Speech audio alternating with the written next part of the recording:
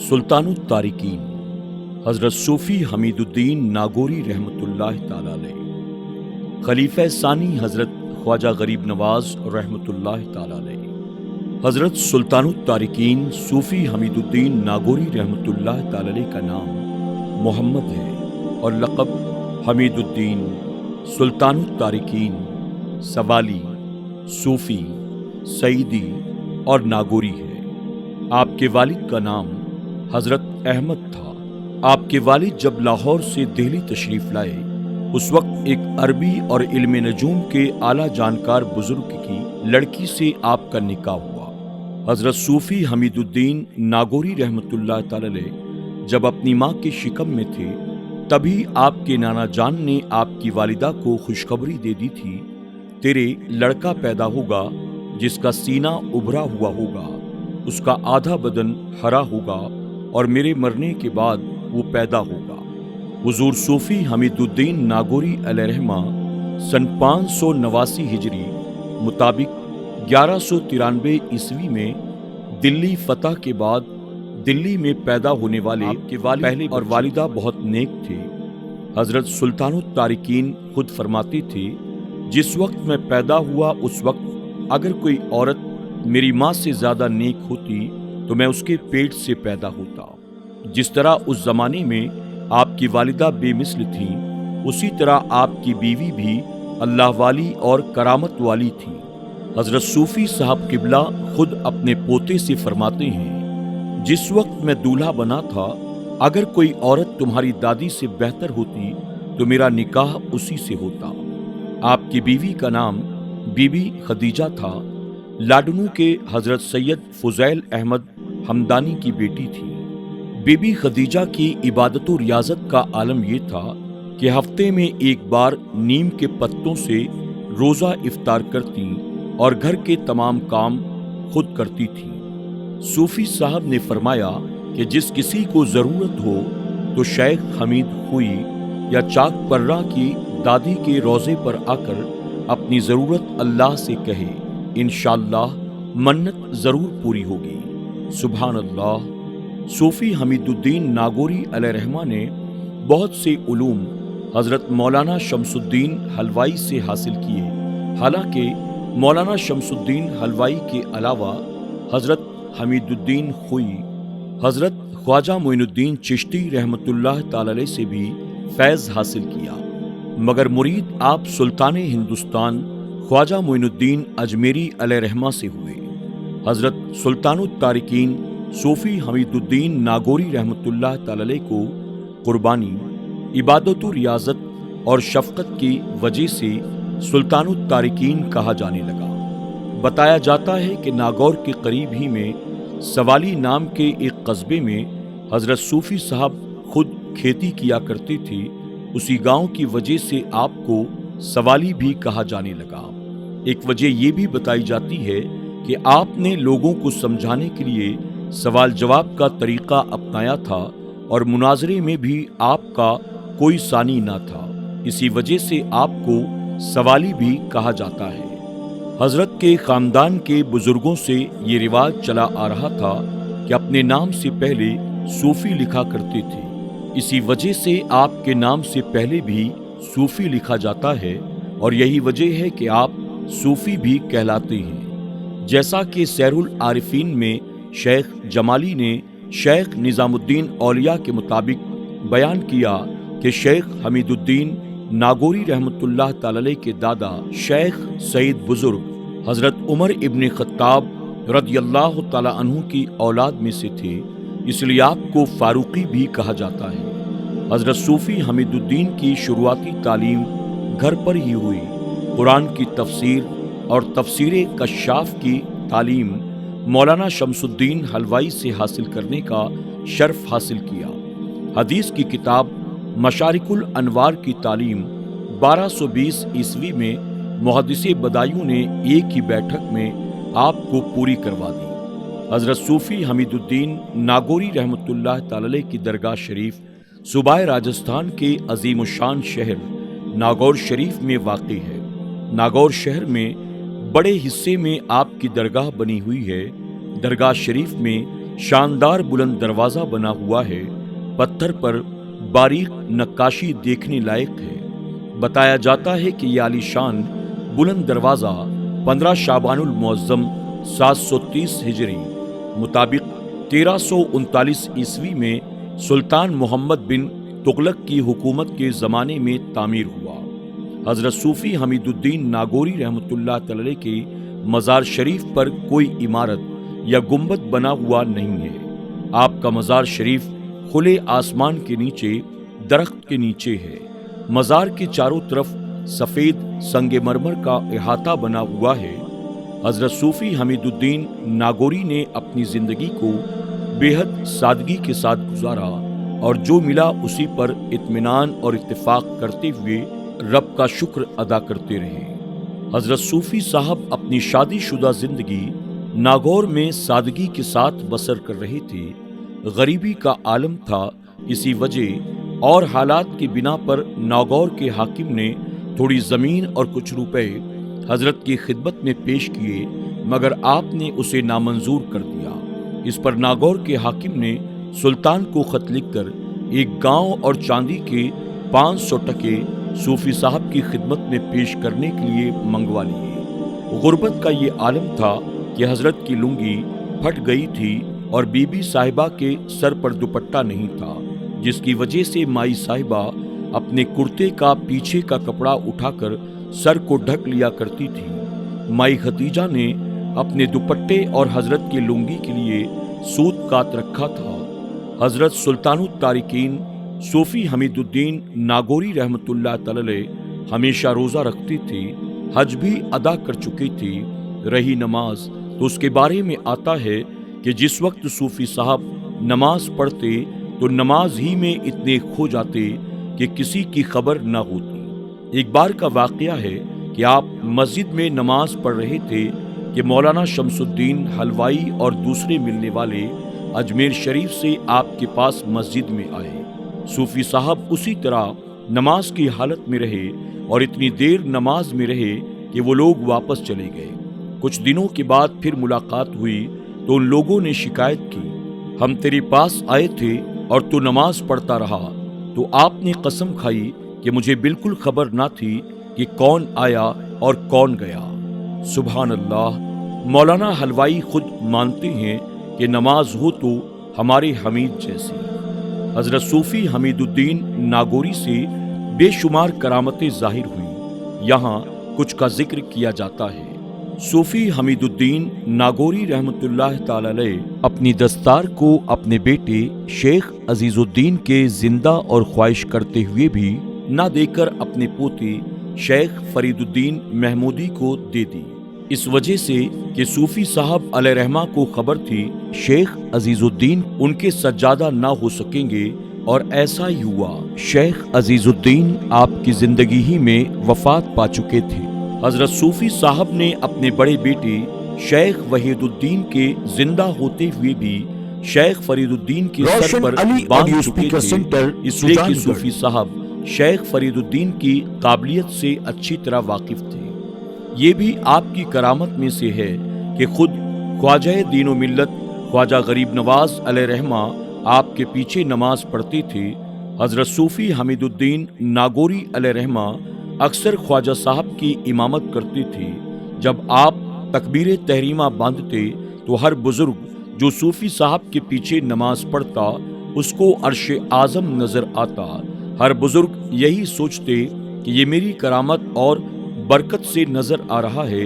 यहाँ तक कि एक दिन सूफ़ी साहब अलैहिर्रहमा गैर हाजिर थे तो किसी दूसरे बुजुर्ग ने ख्वाजा साहब की इमामत की। उस दिन अर्श आज़म नज़र न आया। तब मालूम हुआ कि ये करामत सूफ़ी हमीदुद्दीन नागौरी अलैहिर्रहमा की है। यूँ तो सूफ़ी साहब अलैहिर्रहमा की बेशुमार करामात हैं जिन्हें बयान कर पाना मुश्किल है। करामत के बारे में सूफ़ी साहब अलैहिर्रहमा ने अपने मुरीद सलाउद्दीन से फरमाया, करामत को मर्दों का हैज़ इसलिए कहते हैं कि हैज़ को औरत छुपाती है, इसलिए वली अपनी करामात को छुपाते हैं ताकि मर्दों के दरमियान शर्मिंदा ना हो। सूफ़ी साहब कई बुजुर्गान दीन से खतो किताबत का सिलसिला भी जारी रखते थे। بتایا جاتا ہے کہ ناگور کا ایک تاجر ہر سال تل لے کر ملتان کی منڈی میں بیچنے کے لیے جاتا اور وہاں سے روئی لے کر آتا۔ اس کے ساتھ حضرت صوفی حمید الدین ناگوری ملتان کے بزرگ حضرت بہاؤالدین زکریا رحمۃ اللہ تعالی علیہ کے نام خط بھیجا کرتے تھے اور انہی کے ہاتھ واپس اس کا جواب بھی مل جایا کرتا تھا۔ ایک مرتبہ حضرت شیخ بہاؤالدین زکریا ملتانی رحمۃ اللہ تعالی علیہ نے اس تاجر کے ساتھ 1 یا 2 چھوٹی مٹکی سونے چاندی سے بھر کر صوفی صاحب کی خدمت میں بھیجی اور اس تحفے کو قبول کرنے کی گزارش کی۔ جب وہ تاجر حضرت بہاؤالدین زکریا ملتانی رحمۃ اللہ تعالی علیہ کا بھیجا ہوا تحفہ آپ کی بارگاہ میں لے کر حاضر ہوا تو آپ نے اس سے کہا کہ یہ سونا چاندی و موتی گندانی تالاب کے میدان میں ڈال دو تاکہ غریبوں اور فقیروں کے کام آ جائے، اور ہماری طرف سے اسی میدان سے کنکڑ بھر کر لے آؤ اور شیخ الاسلام حضرت بہاؤالدین زکریا ملتانی رحمۃ اللہ تعالی علیہ کی خدمت میں پیش کر دو۔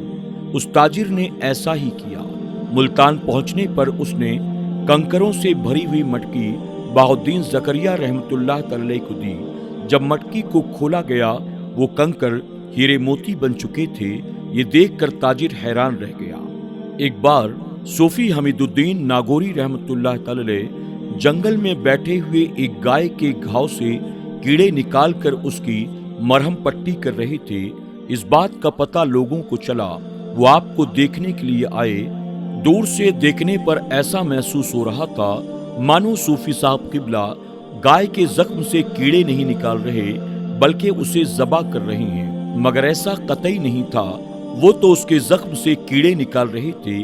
اس بھیڑ میں ایک مشہور شاعر بھی تھا، اس کی آنکھیں بھی دھوکہ کھا گئی اور وہ سوچنے لگا کہ اتنے مشہور اور عالم بزرگ کی ہمیشہ تعریف سنی تھی کہ یہ اللہ کے محبوب اور پاکیزہ بندے گوشت نہیں کھاتے ہیں اور بہت ہی رحم دل ہیں، مگر یہ تو گائے کو کاٹ رہی ہیں۔ یہ سوچتے ہوئے وہ صوفی حمید الدین علیہ رحمہ کے قریب پہنچا تو دیکھا صوفی صاحب گائے کے گھاؤ سے کیڑے صاف کر کے مرہم پٹی کر رہے ہیں۔ تب اسے اپنی غلطی کا احساس ہوا۔ صوفی صاحب کی توبہ۔ ایک دن حضرت خواجہ معین الدین چشتی اجمیری رحمۃ اللہ تعالی علیہ بیٹھے ہوئے تھے اور صوفی حمید الدین ناگوری رحمۃ اللہ تعالی علیہ ادھر سے جا رہے تھے۔ جیسے ہی خواجہ صاحب کی نظر صوفی صاحب پر پڑی، آپ نے فرمایا، سبحان اللہ، اے حمید الدین، اس جہاں کے لوگ تیرے دیوانے ہیں۔ اگر تو میرے پاس آئے اور میرے بتائے راستے پر چلے تو اللہ تعالیٰ تجھے اپنے محبوب بندوں میں شامل کر لے گا۔ خواجہ صاحب کی بات سن کر حضرت صوفی حمید الدین ناگوری رحمۃ اللہ تعالی علیہ نے اسی وقت توبہ کی اور آپ کے مرید بن گئے۔ حضرت صوفی حمید الدین ناگوری رحمۃ اللہ تعالی علیہ کا سفر حج۔ حضرت قبلہ صوفی حمید الدین ناگوری رحمۃ اللہ تعالی علیہ حج کے سفر پر روانہ ہوئے۔ ناگور کی عوام آپ کو وداع کرنے کے لیے خیرادیوں کی مسجد تک چھوڑنے آئی۔ اس مسجد کو اس زمانے میں مسجد نبوی کہا جاتا تھا، کیونکہ جبہ مبارک حضور سرور کائنات حضرت محمد مصطفیٰ صلی اللہ علیہ وسلم اسی مسجد میں رکھا جاتا تھا۔ اب جبہ شریف ناگور کے قریب روہل قصبے میں ہے۔ اس مسجد کو ناگور کی پہلی مسجد بھی مانا جاتا ہے۔ صوفی صاحب حج کے مبارک سفر پر روانہ ہوئے۔ سبھی لوگ حضرت سے گلے ملے، آپ کو نم آنکھوں سے وداعی دی۔ اپنے سفر حج کے بیان میں حضرت صوفی حمید الدین ناگوری رحمۃ اللہ تعالی علیہ فرماتے ہیں، حج کے سفر کے دوران سمندر میں کشتی پر سوار ہوئے تو دیکھا کہ مالدار اور تاجروں کو بڑے ادب و احترام سے کشتی میں بٹھایا جا رہا ہے اور میری طرف کسی نے کوئی توجہ نہیں دی۔ کسی طرح سے سفر گزرتا رہا۔ ایک دن اچانک کشتی ٹوٹ گئی اور سارا سامان برباد ہو گیا۔ میرے امامے میں ایک سوئی تھی، جب سوئی کی ضرورت پڑی تو میرے پاس آئے اور سوئی مانگی تاکہ سوئی دھاگے سے بچے ہوئے کپڑے اور پھٹے کپڑوں کی سلائی کر سکیں۔ ایک دوسری کشتی کا انتظام کیا گیا، اس میں سوار ہو کر سبھی لوگ ایک ٹاپو پر پہنچے۔ ساتھی درویشوں نے مجھ سے کہا کہ اتنے دنوں تک ہم نے بھیک مانگی، آج تو جا اور کھانا لا تاکہ ہم کھائیں۔ میں نے جھولی اٹھائی مگر کچھ مانگ نہ سکا۔ ایک عورت مجھے گھور گھور کر دیکھ رہی تھی اور کچھ بولتی نہیں تھی۔ میں نے اس عورت سے کہا، اے عورت، کیا دیکھتی ہے؟ اس نے کہا، اے شیخ، میں یہ دیکھ رہی ہوں کہ تم کوئی بھکاری معلوم نہیں پڑتے اور شاید یہ کام تم نے کبھی کیا بھی نہیں۔ لاؤ تمہاری جھولی مجھے دے دو۔ وہ عورت مجھ سے جھولی لے گئی، کچھ نقدی، دودھ اور چاول لے کر آئی اور کہا، لے جاؤ تاکہ تمہیں دوسری جگہ مانگنے کی ضرورت نہ پڑے۔ حضرت صوفی حمید الدین ناگوری رحمۃ اللہ تعالی کا ایک واقعہ ہے کہ حضرت ایک بار اپنے سسرال لاڈنو سے واپس آ رہے تھے۔ راستے میں ایک جگہ تھوڑا آرام کرنے کے لیے بیٹھ گئے۔ وہاں ایک چیٹی آپ کے کپڑوں پر لپٹ کر ناگور آ گئی۔ آپ واپس گئے اور اسی جگہ پر اس چیٹی کو چھوڑا جہاں سے وہ آپ کے کپڑوں پر چڑھی تھی۔ اسی طرح گوشت کے بارے میں بھی جب حضرت صوفی صاحب کے پوتوں نے آپ سے سوال کیا کہ اگر قصائی کے یہاں سے گوشت لایا جائے تو کیا برا، صوفی صاحب نے فرمایا، وہ بھی تو خون ہی ہے۔ حضرت صوفی صاحب کا سالانہ عرس پاک 28 ربیع الثانی سے 4 جمادی الاول تک منایا جاتا ہے۔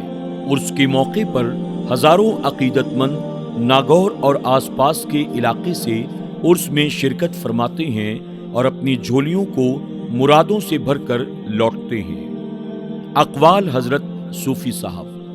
صوفی حمید الدین ناگوری رحمۃ اللہ تعالی نے فرمایا کہ انسان کو چاہیے کہ شریعت کی ہمیشہ پابندی کرے اور جب طریقت کے مقام کو پہنچے تو درویشی اور غریبی کو اپنا لیوے، وہ دنیا داری کو ترک کر دینا چاہیے۔ توبہ کا کیا مطلب ہوتا ہے؟